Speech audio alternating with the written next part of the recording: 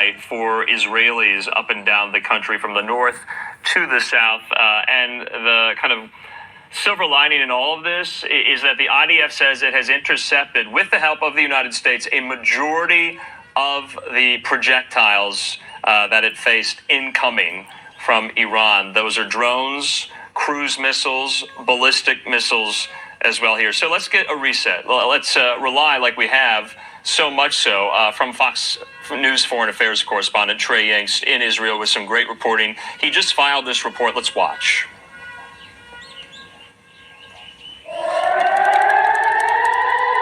Israel putting its forces on high alert Saturday night, shutting down its airspace as Iran launched dozens of drones and missiles toward the country. The attack retaliation for a strike on Iran's consulate earlier this month that killed 2 top Iranian generals. Iran blames Israel for that strike, though the Israelis haven't taken responsibility. Rumors of war have been swirling in the intelligence community ever since, Israel readying its defenses in response, trying to shoot down the drones before they reach Israeli airspace. Israel also directing residents in several areas to stay near bomb shelters.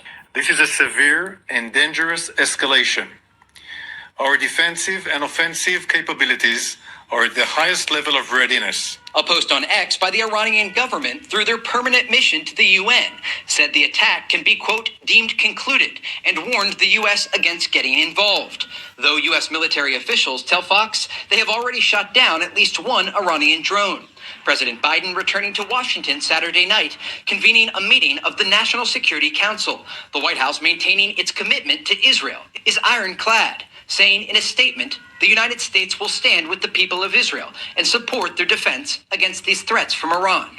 Before this, Iran had only targeted Israel through proxy forces and avoided direct attacks. Tonight's event fueling fears about the possibility of a broader regional war.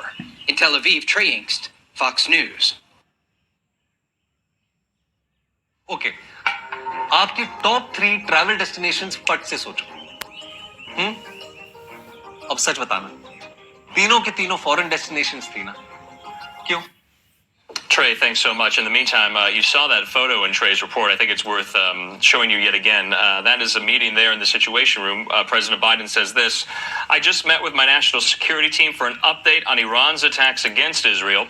Our commitment to Israel's security against threats from Iran and its proxies is ironclad. And if we maybe could take the photo full, I just want to point out who's in the room. You see there CIA Director Bill Burns. You see there Director of National Intelligence, Avril Haines. You also see Secretary of State, Antony Blinken. And on the other side of the table, next to President Biden, National Security Advisor, Jake Sullivan, Secretary of Defense, Lloyd Austin. Next to him, the Chairman of the Joint Chiefs, General C.Q. Brown as well there. So that is the national security team in full focus in the Situation Room, gaming out some of these scenarios as well. We're going to continue to game out some of these scenarios, but I think it is safe to say from the reporting that the barrage by Iran is largely over. And so I think that is significant. It's worth noting. We're going to be reiterating that and repeating that as well alongside our guest, Foundation for Defense of Democracy's expert and our friend Hussein Abdul Hussein. He joins me. Hussein, thanks for being with us here on such short notice, but we know you study this region of the world so well. You're very knowledgeable about this. And that's the news at this now bottom of the hour, that it is over. The barrage is done. Are you hearing that too? Well, it looks like it, and judging by history, the time when Iran claimed that it responded to America taking out Qasem Soleimani, they had a similar pattern. They fired the missiles, and at the same time, their foreign minister at the time, Javad Zarif, said that it was over. So I see a repeat now coming through the UN. So to my mind, this looks to be over so far now. I think we'll probably be waiting to see what Israel's response would be, but that'll be a different story altogether. You know, Hussein, just yesterday we heard from President Biden when asked about Iran's plans to do this with a one-word answer in reply. He said simply, don't. Clearly, Iran did not heed that message. Was that a failure of deterrence on the Biden White House's part here, or was Iran going to go about this anyway? Remember, all throughout last week, U.S. officials had been working through back channels to get to Iran to tell them to stop. They didn't heed those warnings. Were they futile in hindsight, do you think? Well, I think now is the chance for this administration to prove itself, to show what it means when it says don't, and to show that it is consistent in its message and prove that it really stands with Israel, which we heard tonight and which we've been hearing over the past few days. So Iran clearly didn't listen to Washington, even though we're told that there was a lot of back channel conversation between the two sides. Now it's incumbent on this administration to show us what it means and what would be the consequences when Iran doesn't listen to what America says, and when Iran tries to push the whole region to the brink of full-scale war, just across the region, not like over small areas. From Iran to Israel, probably with other players involved, north and south, east and west. What about the U.S. role in all of this? Obviously, we were instrumental in helping Israel intercept a majority of these drones. Will we be involved at all? Will we play a role in Israel's retaliation, do you think? I think there's a lot of room for the United States to be involved in retaliation without actually having our military getting its hands dirty or involved in the war. There's a lot of support, logistics, technology, air refueling, you name it. There's a lot of tools and facilities and resources that we can make available to our Israeli allies without actually having the U.S. military getting involved. Now, I think this is the reason why Iran said out loud that we are going to war or we are going to strike Israel, but America is not part of this, and America better stay out of this. So the Iranians realize that if they strike, the U.S. will support one way or another. I think that's something that scares them to an extent. They understand the amount of our resources. So we'll see whether, what kind of support we offer Israel as they prepare their response. Will the Biden-Bibi relationship recover after this? Do you think this will become another rallying point for Israelis behind Bibi Netanyahu?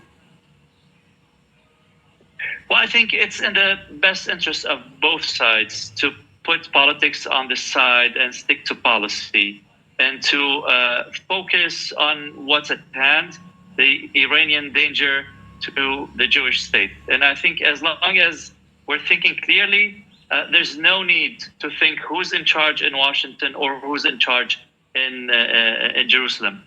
We're two allied nations, regardless of who's the ruler here or there. Yeah. So I think if this kind of thinking is persists, I think things will go smooth. Okay. But there's a fear that we might always go back to politics. Each side will try to cater to its own domestic audience, and I think I don't see it happening now, thankfully. But if we go back, that's not something that I'd want to see, at least. I want to put up this tweet. Eylon Levy, the government spokesperson there for Israel, with this photo, Hussein. Prime Minister Netanyahu is on the phone with President Biden right now after the late-night War Cabinet and Security Cabinet meetings there. So kind of each side putting out their respective photos and media about some of these conversations and phone calls that have taken place. We would be remiss, Hussein, if we didn't bring up the Israel-Hamas war, the war that is currently ongoing in Gaza. How is this related to that? Is this so indirect and tangential, or is it directly related to what's happening in Gaza? Help us make those connections, if there are any. What we know is that what we see tonight started because Iran planned October 7. Israel took out the RGC Iranian general, General Zahedi, who was in Damascus meeting with 6 other generals. This is the guy who Hamas eulogized by thanking him, by remembering him as the guy who helped plan the October 7 massacre. So we know that Israel went after him for his role on October 7, and this is why we're here now. So now that the war in Gaza has a bit receded to the background with Israel making so much gains except for Rafah, I think the focus has turned on the what all of us call the head of the octopus. Now we're not dealing with the arms anymore. Israel is not dealing with the arms, whether it's Hamas or Hezbollah. Now the focus is on Iran itself, and we see the war now happening between Iran and Israel, with no proxies in between them. Okay, what about the Rafah operation? Is that completely off the table? Is that completely sidelined after tonight, or will Israel go full forward with it? I don't. This is off the table, and I think that Israel is lower the intensity of the war in Gaza, because clearly now Hamas doesn't have the ability to hurt Israel, the Israeli population, or the Israeli economy anymore. But this does not mean that the Hamas problem has disappeared, and this does not mean that what we see in Gaza right now is sustainable for either side on the long term. So I think Israel can put the Gaza war on a shelf for now to deal with Iran, and I think this is in the best interest of Israel. Israel now will focus on Iran, and after that, I think if Iran gets hit, if Iran weakens to an extent, whether politically or on a military level, I think we will see Hamas act and behave differently. Hamas acts and behave in such a way because they think that they have